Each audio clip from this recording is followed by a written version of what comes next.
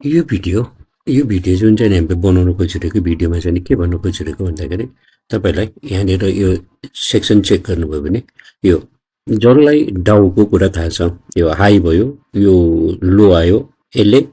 यो हाईलाई बनाउन सकेन लोवर हाई बनायो यो हाई भन्दा यो लो भएर लोवर हाई भयो त्यसपछि के भयो भन्दाखेरि त्यसपछि प्राइस खस्यो लोवर आएपछि यसले लोलाई ब्रेक गर्यो ओके यहाँनिर आइरहँदाखेरि अब series of the down trend सुरुवाती भयो भनेर यहाँनिरसम्म आइपुग्दाखेरि बुझिरहनु पर्ने हो तर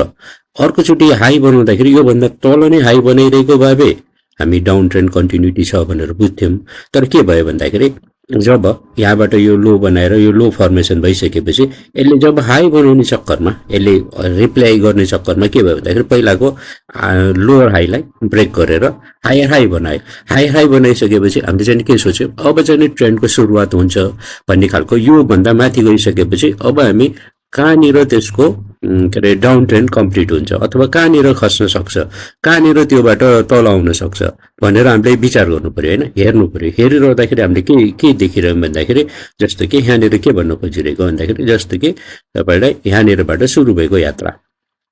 यहाँबाट सुरु भएको यात्रा अघि मैले पहिला नै भने यहाँ तल आयो त्यसपछि यो माथि गयो माथि जाने चक्करमा के भयो पहिलाको माथिलाई गएन फेरि तल आयो ओके त्यसपछि यो माथि गयो यहाँसम्म ठिक छ यहाँनिर चाहिँ यसले के भन्यो अब यो करेक्सन सिद्धियो अथवा अब यसको तल पुल ब्याक आइरहँदाखेरि होइन यो तल खसिरहँदाखेरि हो हामीलाई चाहिँ यहाँनिर बाइकको जुन सेटअप बन्यो यो बनिरहँदाखेरि हाम्रो फर्स्ट लट चाहिँ यसलाई ब्रेक गर्छ कि गर्दैन यहाँसम्म हेर्ने हो यहाँसम्म हामीले किनिसक्ने हो त्यसपछिको यात्रा हेरिरहँदाखेरि यो माथि गएर यो माथि गयो त्यसपछि टुटिरहँदाखेरि यहाँनिर आइरहँदाखेरि त टुटेको हामीलाई यहाँनिर देखाइरहेको छ तर हामीले चाहिँ यहाँनिर लो बनायो होइन र यसमा यो हाई बनाउन सकेन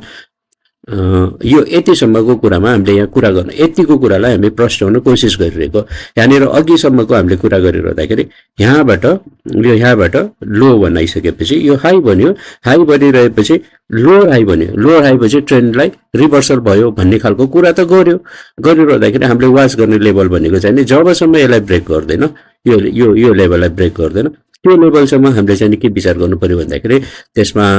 बिसिपी प्याटर्न बन्छ कि अब यसमा बन्ने धेरै कुराहरू यहाँ बिसिपी प्याटर्न बन्छ कि एकैचोटि ब्रेकआउट गरेर माथि जान्छ कि यो कुराहरू चाहिँ यो बनिरहँदाखेरि यहाँबाट यो तलबाट यो माथि जाँदाखेरि बन्ने प्याटर्नहरू के बन्न सक्छ पहिला सुरु त्यो नलेज हुनु पर्यो होइन त्यो नलेज भइसकेपछि यसले एकैचोटि ब्रेक गरेर गयो माथि ब्रेक गरेर गइसकेपछि हामीले चाहिँ अब जो चाहिँ डाउमा बेस गरिरहने मान्छेले त यहाँबाट खसिरहँदाखेरि यहाँसम्म त कोर्ने भयो हो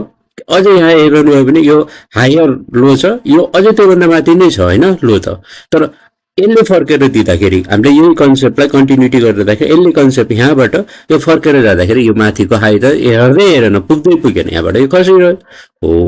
यो कुरालाई कसरी सल्टाउने अथवा यो कुरालाई कसरी ट्र्याक गर्ने भन्ने चक्करमा मैले एउटा यो कम्पनीमा लिइरहेको यदि हामी इन्डिकेटर बेसमा यो डाउको कुरा त भयो हामी इन्डिकेटर बेसमा तपाईँले यहाँ बाई गरेको कुराहरू पनि ठिक छ यहाँबाट तपाईँलाई यो लेभलसम्म फर्केर गएर रिट्रेस यो लेभलबाट माथि गइसकेपछि र्याली आउँछ भन्ने कुरासम्म पनि ठिक छ होइन यसलाई हामीले नर्मलाइज कुरा गरिरहँदाखेरि यहाँदेखि यहाँसम्मको यात्रा इन जनरली हामी यसमा टार्गेट बनाइरहनु हुन्छ भने पनि नि टार्गेट बनाइरहनु हुन्छ भने यो बेसको टार्गेटमा मैले सिधै ओभरअल टार्गेटको बेसमा लिइरहँदाखेरि तपाईँको टार्गेट बेसको टार्गेट त यहाँनिर हो यो यहाँनिर हो यसले के काम गर्छ त योभन्दा माथि गयो भन्नु होला ओके ठिक छ माथि जान पाउँछ क्या जति पनि माथि जान पाउँछ यसले के काम गर्छ यसले यो के काम गर्छ भन्दाखेरि यसले यो माथि गएसम्म केही फरक परेन तपाईँले दोस्रोचोटि फर्केर आउँदाखेरि यहीँबाट फर्किनुपर्छ यहाँबाट फर्केको हेर्नु यो र्याली फर्किने कोसिस गरेको यो र्यालीमा सब्सेन्ट हुनुपर्ने हो तपाईँले यहाँ टुटिरह्यो यहाँबाट खसेर डाउन ट्रेन्ड आइरहँदाखेरि यहाँ तपाईँले यहाँसम्मबाट फर्केर जानुपर्ने हो आएन तर यहाँबाट फर्किरहँदाखेरि पनि नि यही लाइनमा 561 को लाइनमा के भयो भन्दाखेरि प्राइसले चल्न सकेन भन्न खोजिरहेको यो देखाउन खोजिरहेको यो भनिरहेको तपाईँले के बुझिरहनु पर्यो भन्दाखेरि यो 561 को लाइन भन्दा माथि बस्न सकेन यो 564 आइरहेछ 561 को यो लाइन चाहिँ 561 को हो हुने चाहिँ नि हैन यो लाइन भन्दा माथि के अरे बस्न सकेन अथवा 564 अहिले यसले सपोज गर्नु यो लाइनलाई जे देखिरहेको छ 564 माथि तन्दुरुस्त क्यान्डल भएर बढ्दै जानुपर्ने थियो यो चाहिँ नि हामीले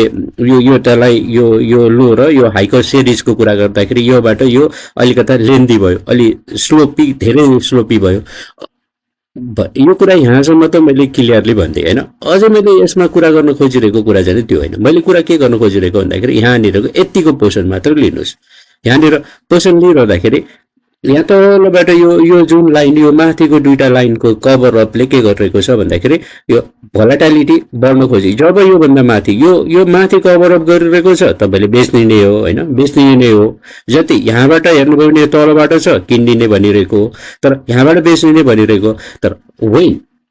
वेन भनिरहँदाखेरि यहाँबाट किन्नु त भन्यो। अनि यो यस चाहिँ नि त्यसको सपोर्टिङ लाइन भयो। त्यो माथिको ब्लू येलो लाइन जस्तो देखिरहनु भएको छ, यो चाहिँ नि सपोर्टिङको लाइन भयो। अन्टी लाइन भन्दा जब यो लाइनभन्दा भित्र, यो लाइन, यो येलो लाइन भित्र प्राइस आउँछ,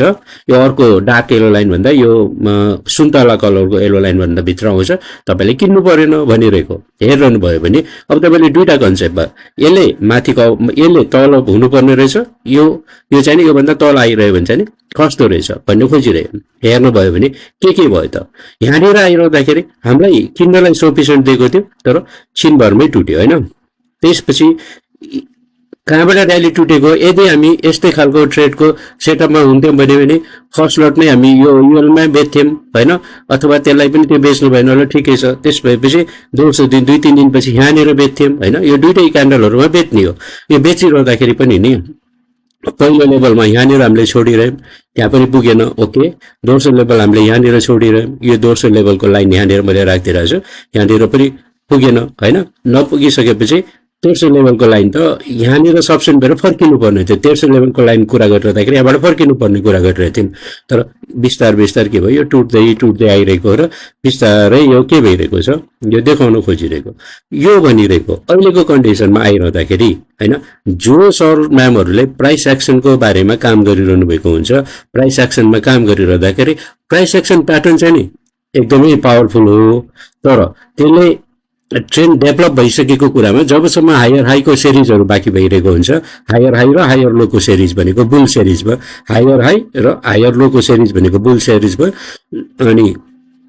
त्यसपछि लोअर हाई र लोअर लोको सिरिज भनेको बेरिज सिरिज भयो। यो दुईटा सिरिजमा जब याद गर्नुहुन्छ भने काम गर्न सकिन्छ। नत्र भने जस्तै कि अब तपाईँले कुनै एउटा कम्पनी लिनुहोस्, जस्तोलाई हामीलाई तपाईँलाई अहिले धेरै नै खसिरहेको कम्पनी एनआइएलकै कुरा गरौँ ल। यहाँ हेरिरहँदाखेरि के देखिन्छ भन्ने मात्र कुरा गर्न खोजिरहेको। हेर्नुभयो भने ल, अब यहाँनिर तपाईँले खसिरहेको कुरामा त यहाँ देखिरह्यो भन्ने कुरा पाइयो क्या। सबै कुरा डेभलप भएपछि यहाँनिर क्लियरली भनिरहेको छ कि म यहाँबाट चढ्दिनँ भनेर होइन। यहाँनिरबाट चढ्दिनँ भनिसकेपछि तपाईँले यदि कसैसित पनि यदि नलेज छ भने काम गर्नुहोस्, नलेज छैन भने यस्तो कुराहरूमा काम गर्नु हुँदैन। मैले भन्न खोजिरहेको कुरा यसरी हेरिरहनु भयो भने यो डेट कहिले थियो, यो डेट भनेको 22मा थियो, 22 जुलाई 2000। यहाँनिरको तपाईँलाई यहाँनिर नै सेल बनिरहेछ, यहाँनिर नै सेल बनिरहेछ, यो 30मै सेल बनिरहेछ। त्यसपछि कुनै पनि बाई सिग्नल छैन। बाई सिग्नल एकैचोटि आइरहँदाखेरि यहाँनिरको लेभलमा बाई सिग्नल आइरहेको, यो नोइज हो। यो नोइजमा यो क्यान्डलले के गर्नुपर्ने थियो, यो माथिको हाई हेर्नु भएन, यो हायर हाईको पोजिसन बन्न पाइयो होइन। तर यहाँनिर पनि प्राइस त चढेको, तर यो बढीभन्दा माथि क्यान्डलहरू नबनिरहेको भएर यो सिरिज अझै बनिसकेको छैन। रिपल सिरिज हो, यसमा कन्सोलिडेट भइरहेको छ। बिस्तार प्राइसमा मोमेन्टम आइरहेको छैन। मोमेन्टम आउनलाई के हुनुपर्छ भन्दाखेरि एकपछिको अर्को प्राइसले जितेर गइरहेको हुनुपर्छ। एकपछिको अर्को प्राइस घटेर आइरहेको, ल्यागिङ भइरहेको अथवा सिङ क्यान्डलहरू देखिरहेकोमा प्राइस डेभलप हुन सक्दैन। यो भन्न खोजिरहेको। तपाईँले हायर सिङ देख्नुहोस् अथवा लोअर सिङ देख्नुहोस् है।